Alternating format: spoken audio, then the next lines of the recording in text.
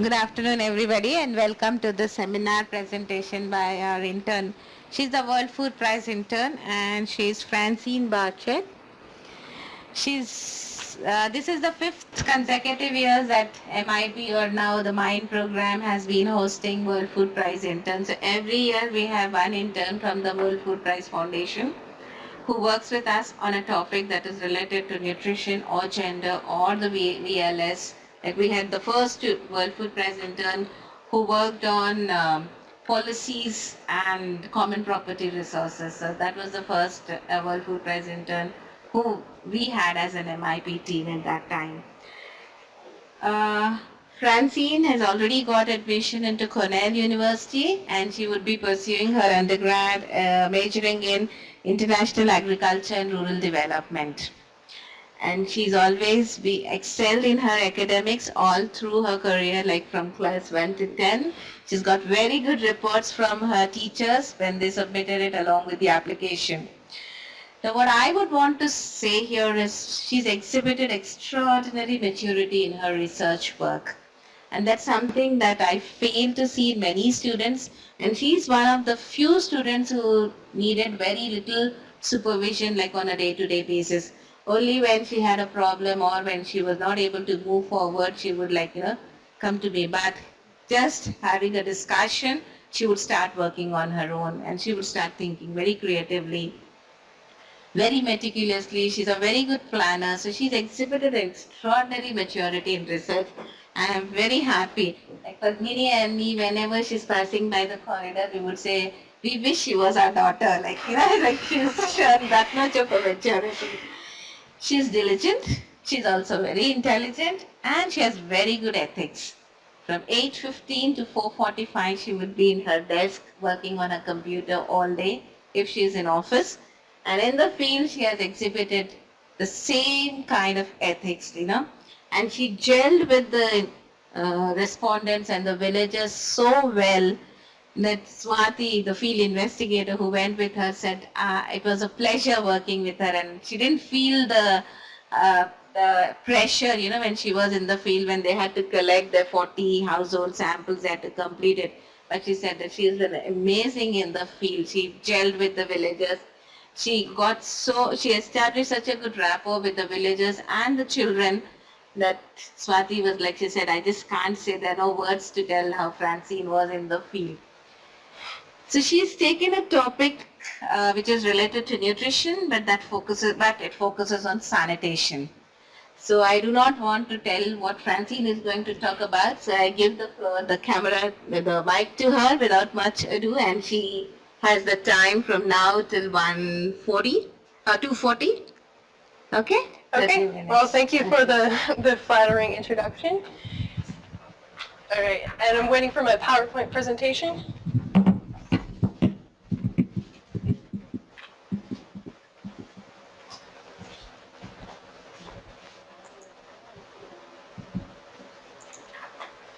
All right, so I studied the nutritional and health outcomes of the sanitation campaigns in Dokur village, so in a specific one village level. If I had more time, I would have done more, but due to time constraints, focused on one. So my research focus was actually on sanitation and washrooms, the disgusting topic for some of toilets. My key question was, does the Swachh Bharat Abhiyan, which is the current sanitation campaign in India, does that lead to improved nutrition and health in Dokur village? And my hypothesis was, the Swachh Bharat Abhiyan leads to improved health and sanitation only if households and their communities, surrounding communities, collectively participate and possess strong motivating factors. So delving into that, what did I do? I went to 40 different households and I talked to the top female decision maker of those households with a 41 to 44 question survey. I had 3 focus group discussions and 4 key informant interviews. And then also I relied heavily on the VDSA, the Village Dynamic Studies of Southern Asia, the 2005 to 2014 longitudinal data. I'm supposed to have a video presentation right now, but we'll come back to that later. So before I go into detail about the importance of sanitation and nutrition in Dokur, it's important to know why sanitation and hygiene is important for everyone. Why does sanitation require attention?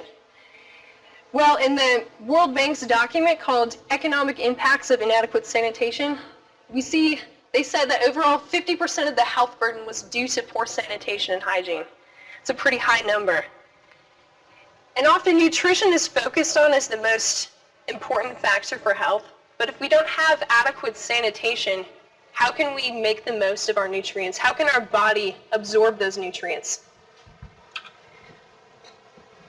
Factors influencing nutrition and health. Like I said, we focus mostly on proper nutrition, but there's also the diversity of diet. We have our physical condition, our genetic history, and then coupled with sanitation and hygiene. What constitutes poor sanitation? Water. Is it safe for drinking? Is it usable for domestic tasks? Foods. Are they safely stored? Are they prepared correctly for consumption?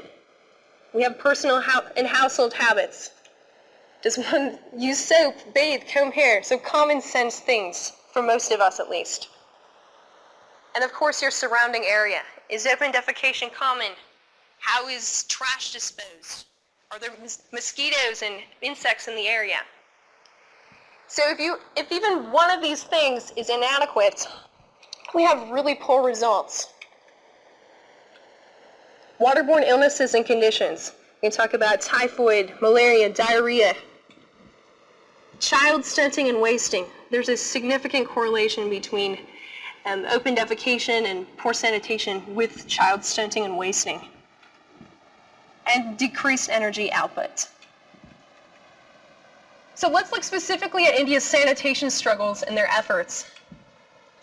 Mahatma Gandhi, the father of India, said that sanitation is more important than independence.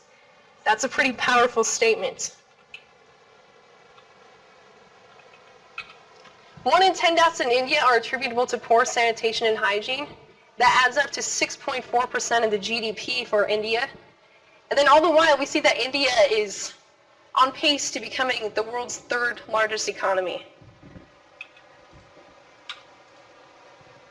All right, we see persistent nationwide open defecation.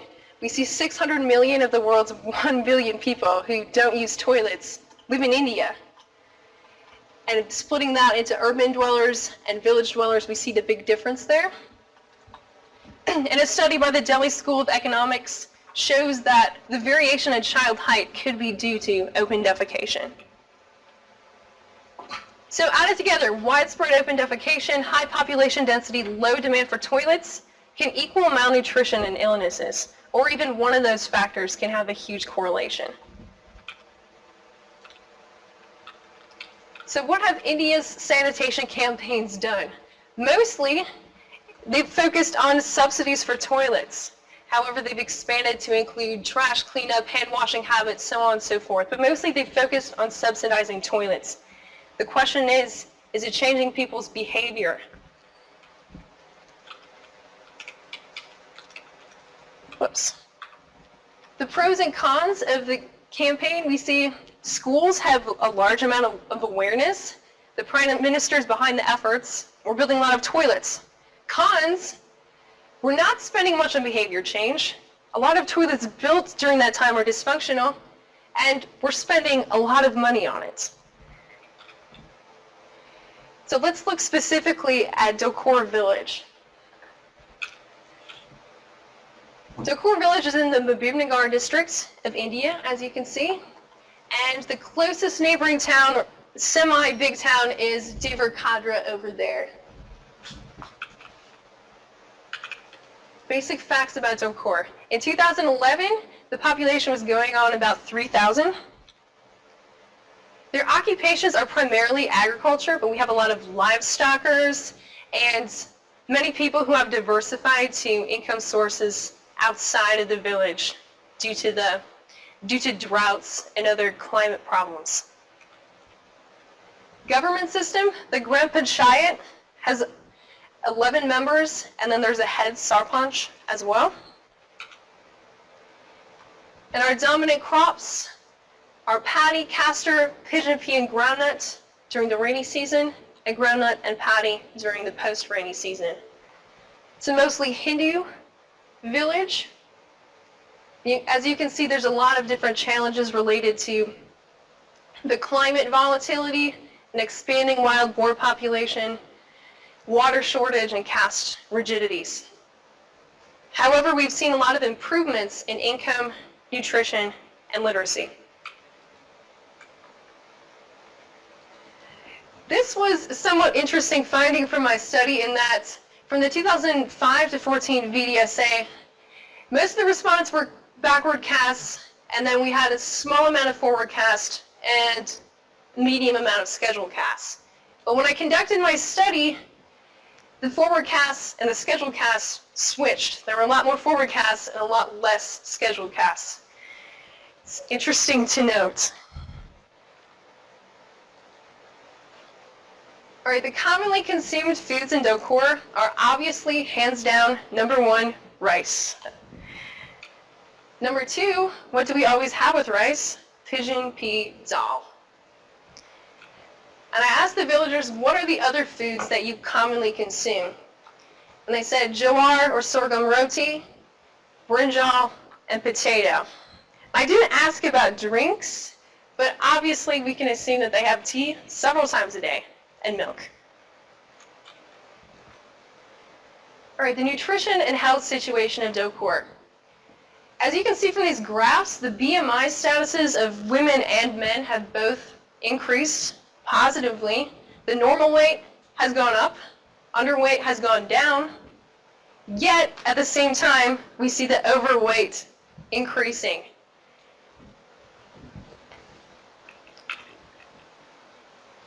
Sanitation-related illnesses in the village. So this was, during my survey, I asked respondents, have you had any household members with a waterborne illness in the last month? And they said yes. 3 out of the 5 people who would say yes would say one of our family members had a case of diarrhea. Household toilet ownership trends.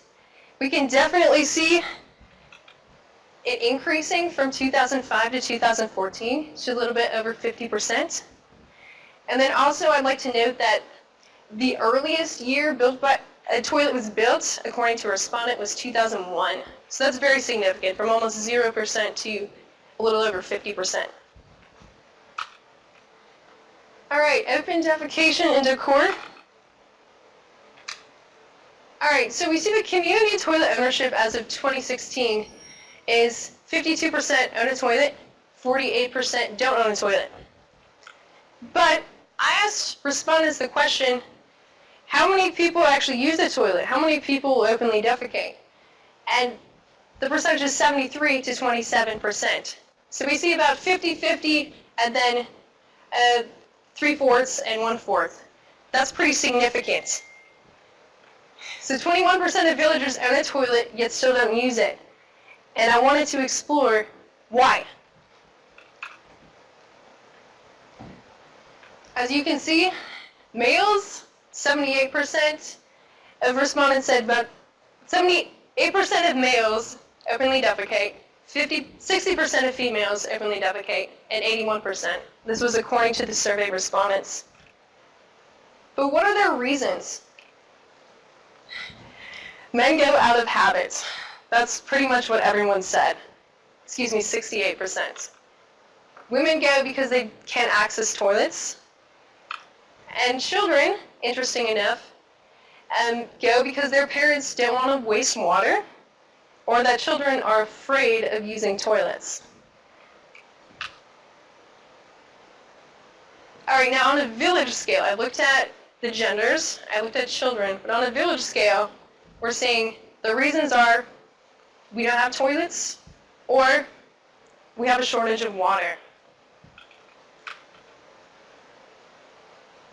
Women were ones who especially struggled in the village as far as toilets and open defecation.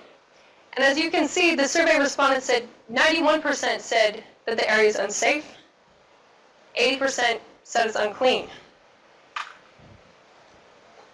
And what are they saying? They're saying that it's losing space, the area, that there's snakes, wild boars, and mosquitoes. Men are often around, it's dark, they're sick.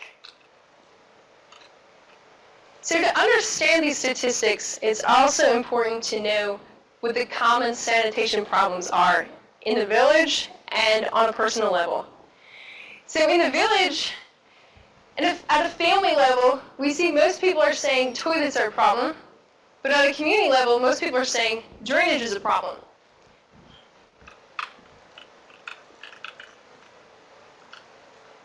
Drainage.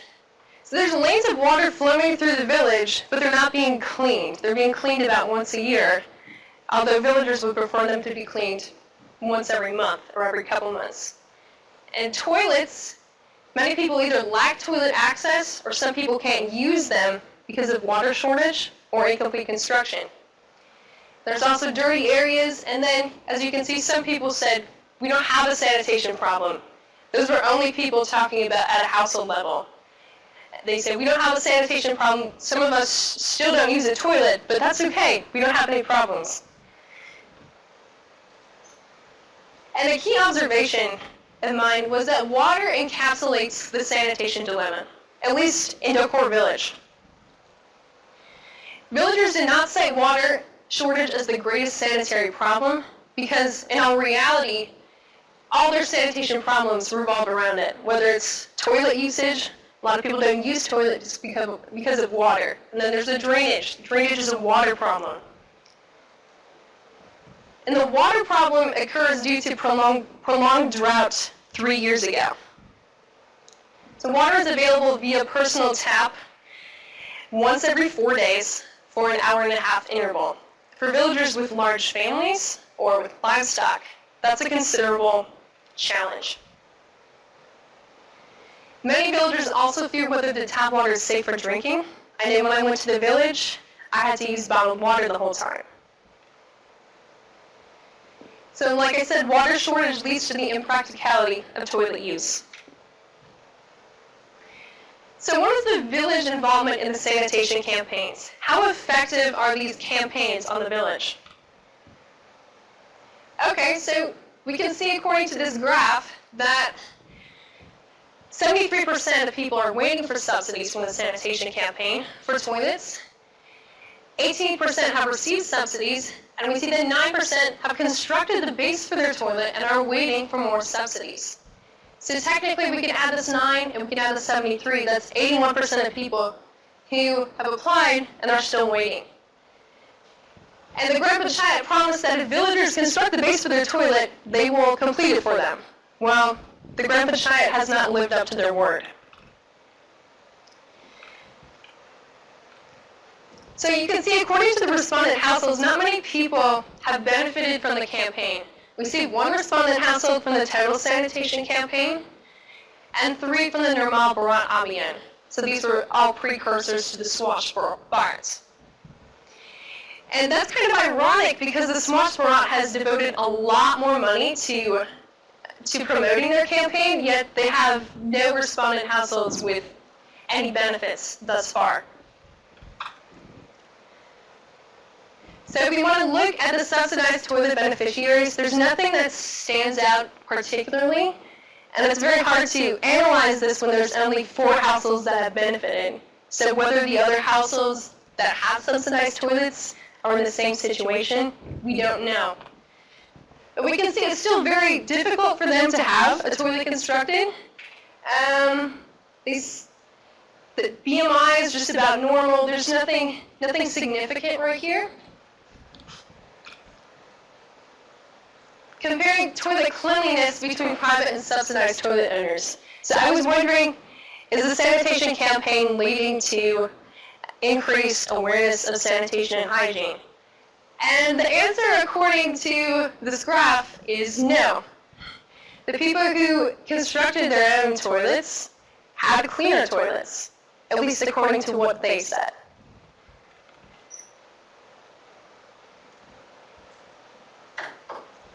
All right, so where have people learned about sanitation? Most people said their family. But when they said family, they usually mean I'm self-learned, or I know how to take a bath, I can clean my house. My mom taught me to do that. Nothing other than habit, really. And then I saw 13% of the people learned their sanitation knowledge from school. And the school was very worthwhile information. Kids know to do sanitation practices, not only as a habit, but they know why. And it's also important to know that none of the subsidized toilet owners learn sanitation information from the government. And we can see who benefited from the campaign. The people who received subsidies from the campaign were, on average, the vast majority of the time, were lower income households. And as you can see, there's only 4 households. It's hard to understand what it's like for everyone. But from the 4 households I looked at, they're all very poor. And then the other households with toilets are somewhat more wealthy. Looking at it from an average standpoint, it's pretty significant.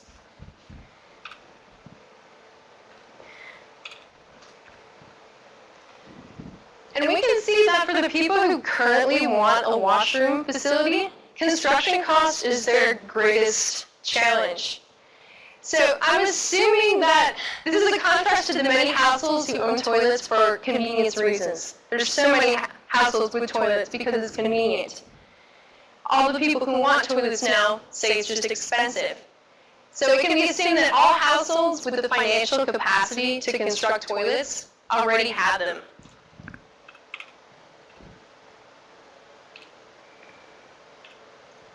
Okay. So most subsidized toilet owners opted for privacy and dignity as the reason for a toilet. One subsidized owner chose toilet subsidies, so it's not even, they don't even have a reason other than the government's giving me money, so I may as well join. Whereas we see that most private owners chose health and sanitation reasons. And you might say, yay, it's health and sanitation, this is beneficial. But no, it's only because when people are sick, they want to use a toilet, not because it prevents illnesses. So what is the community knowledge of the sanitation campaigns? The Grant Panchayat did a door-to-door campaign informing everyone about, do you want to build a toilet? Do you not want to build a toilet? But they didn't spread any awareness. We see 98% of the households know about the campaign. None of them learned sanitation information. That was the goal of the campaign in the first place, to change behavior of people. And then we see this contrast, whereas in schools, the children are learning valuable sanitation information, but their parents at home are hindering them from actually practicing what they learned.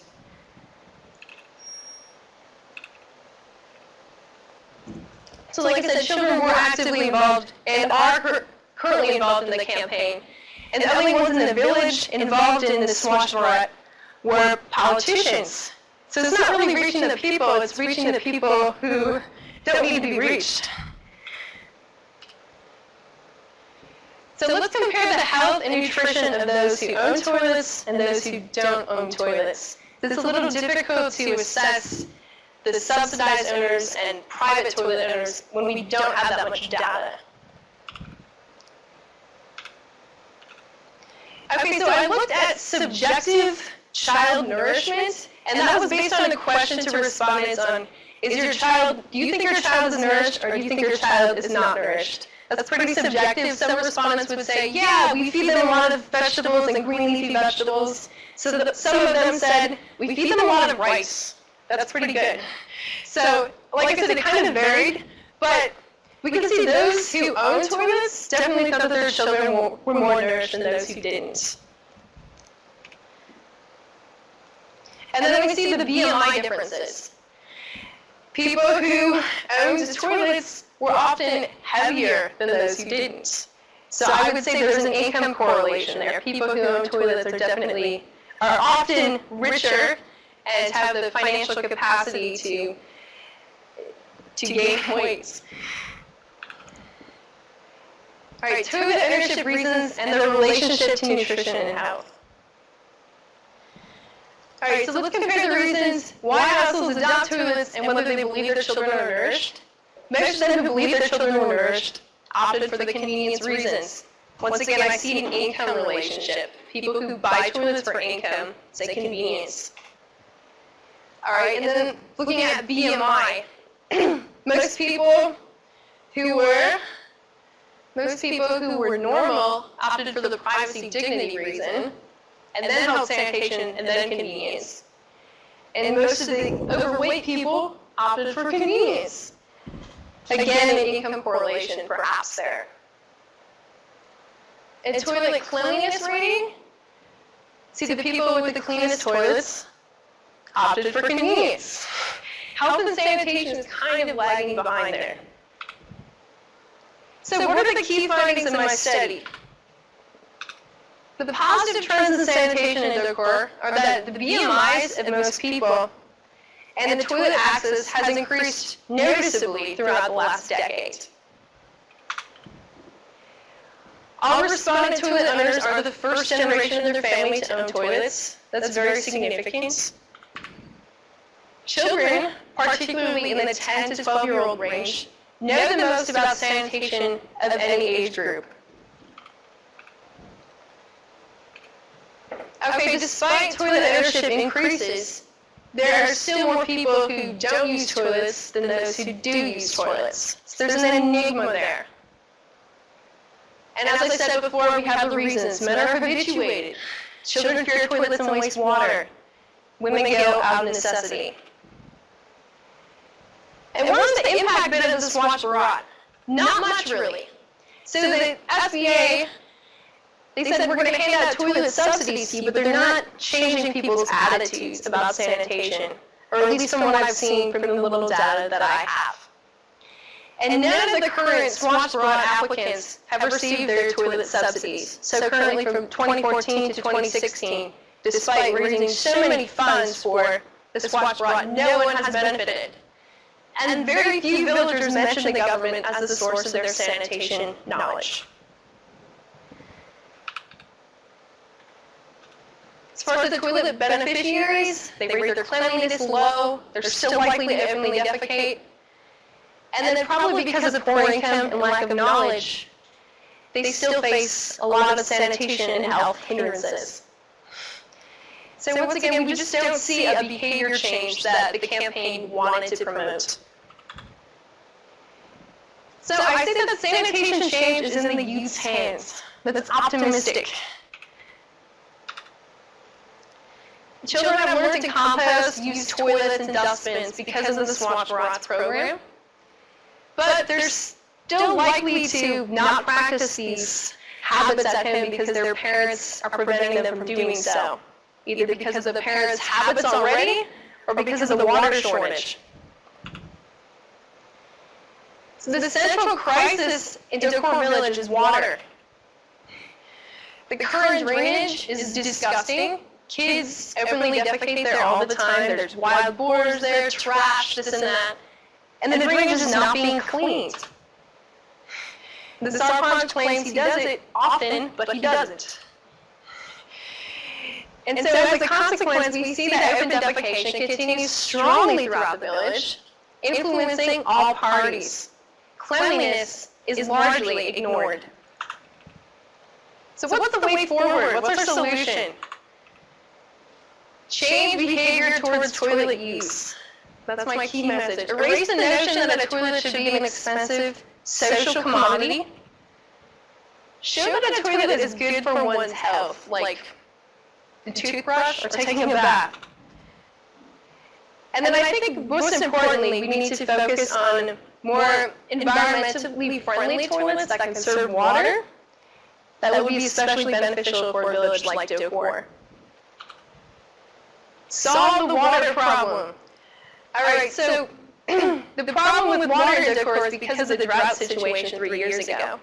But in Dokur, there's still a certain amount of rainwater that can be collected and can be saved. So my suggestion would be to implement rainwater harvesting structures with feasible sizes and strategic locations for the villagers. Increase literacy. This sounds a little cliche, but it's very true. The Sarpanch was the only one who emphasized the point, but he's right. It happens slowly over time, but it's effective. Planting the literacy seeds now will produce positive long-term effects, as long as the parents don't overimpose upon them.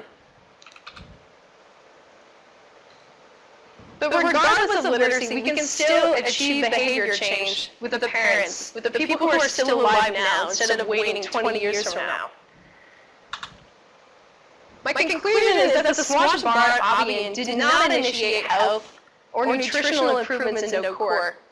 Behavior change combined with water access is necessary for improving sanitation in the village. Health and nutritional improvements will inevitably result if we improve sanitation. Thank you. I also have a video.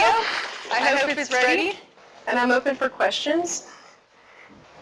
While the video is rolling, if anybody has any questions or they would like to add to Francine, like her knowledge, what she has done, or if there are any suggestions for her, we greatly appreciate that.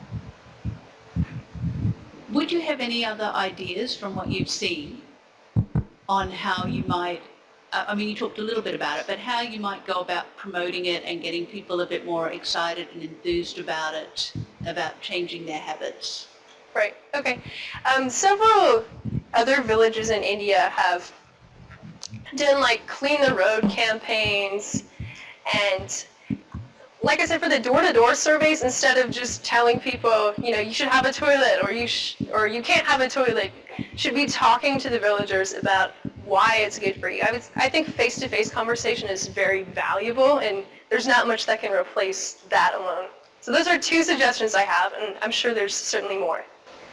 Another thing is, like she said, the schools, well, like, you know, they show the greatest impact because the children are learning, but then the parents have, like, you know, that's not allowing them to practice those habits, what they have learned. So maybe along with the children, even if the parents are involved in it, Sure. it should be a joint education. Mhm. Like, you know, I think then it will be much more successful.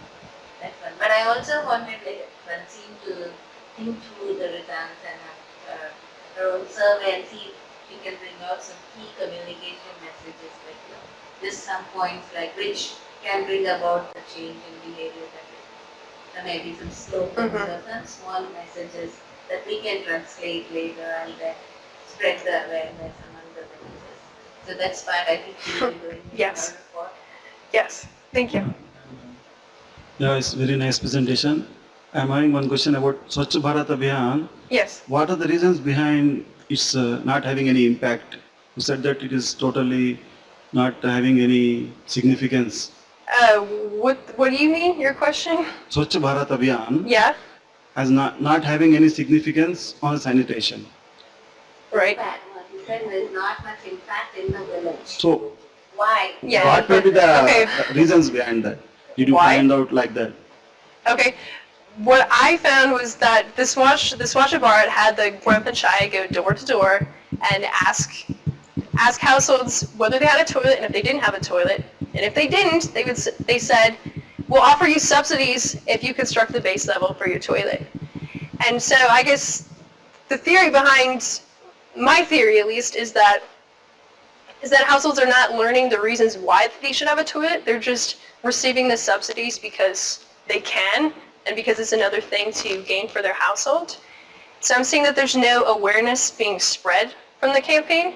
And then there's the exception that the schools are receiving the knowledge because they're being taught about it and they're practicing it and they know the reasons why instead of we're just doing this to do this. Is it ready? All right. Thank you very much for coming and watching me. And I hope you learned something new.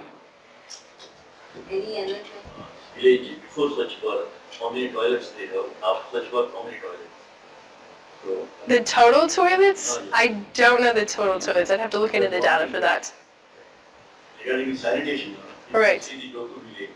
Yeah. I can say out of the immediate village which we have, Dokur Right. is the best, Yes. best village for sanitation. Yes. It's very clean and everything. Right. If you go to one of the villages in Karnataka, it's called Makronutrients. Penali village. Okay. There they don't have even drainage facilities also. So whatever the water they use in the household, Yeah. entire water used to come through the roads. Okay. The roads which they use. And 365 days, even you cannot sit, people like us, if you go to the village, you cannot sit also. Very much to stay and take the bed. And no household, not even single household, they do not have spoiled dressing. Wow. So such a village we have really. Okay. I have seen so many villages, as well as almost all villages in the villages. Right. And if you consider compared to other villages, even if you compare other villages in AP also, in AP or Telangana, so the Dokur is very clean. Roads wide and except some toilets like we that they are not using. And also the another reason is Dokur is out of 5 years. Or say 2 years, 3 years is a drought. Only 1 or 2 years they have very good rainfall. Up to an average of 600 to 700 mm. So resulting, they do not have any water stagnation on the roads or anything. So and the drainage is also except some few villages, rest not. And government of India is spending so much more money. If you can put it in Twitter or somewhere, on the Narendra Modi's Twitter is subsidized. Okay. You can give, they learn some lessons on this. Yeah. Because since you work very hard, Yes. so that they will realize and they will instruct someone to take care of whatever the Especially on the implementation. The campaign itself is good. because the Twitter is more access, is inviting many feedback about such work and other things. It's a hot topic in nowadays. You need to switch on within the 1 hour about 4 5 ads will come that use toilets and stuff. Even if you don't connect it to toilets, you will not even the daughter of your comes in their house now. So she don't want to stay. You don't want to stay. She wants to stay. And nobody come forward for giving the break for the households who do not have toilet. Only the ads are interesting in the videos and work. Very hot topic. And what her study clearly shows, or even though it's just one village and then it's just a 1 week study, it still really shows that the problems in implementation, the campaign itself has very good objectives, and the government is also diverting a lot of funds for that. But when it comes to implementation and the beneficiaries, that's where you see actually the big problem. So maybe the government should, like this kind of small messaging should actually help the government to think, and what are the corrections they should make, especially with respect to the implementation that is happening. Maybe that would like change and the situation a bit, or bring in more improvements. Another thing I want to compliment is for the pictures that she has taken. They're very good quality and very nice pictures that she has taken. And so that's also something I thought great. Pictures of toilets. Yeah. She is taking pictures of like women in the field or people working in the field. Or especially one picture that she has used, they're going into the paddy field, where the woman is carrying all the saplings, and then the man is just walking in front of her, and she's taking the load. And the literature says that, men do all the hard tasks and women do the light tasks. Yeah. For Dokur village, I don't think they are getting water once in 4 days. Maybe in summer they have some problem. But because we have spent so much of money under the CDD, City Development, ICRISAT also has given. Every day they used to get water, but at the present moment I don't know. Presently now. Yeah, presently. Dokur does not have that much of water power.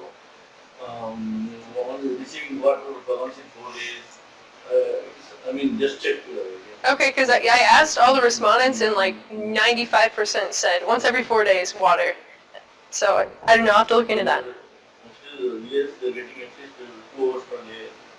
But I believe this year there is at least. This year maybe I don't exact because last year there is a drought problem. And also ICRISAT also spent so much of money. Even they have sanction about $7,000 for paying of water credit. And the same matching grant also they got information. So with that they do not have any problem. And we are writing frequently on the PDD that we are in this book is limited with ICRISAT by providing this money on the PDD. But if there's no water, the tank itself is nothing can be done. Really this is Any other questions, comments? No? Do you have anything to say about your experience? My overall experience, internship, Yeah. I really enjoyed staying at ICRISAT and working under all these very professional people. And I especially enjoyed my village experience at Dokur. So thank you for giving me the opportunity, and I hope to be back sometime. Thank you. She's going back to her country. To Cornell, yeah.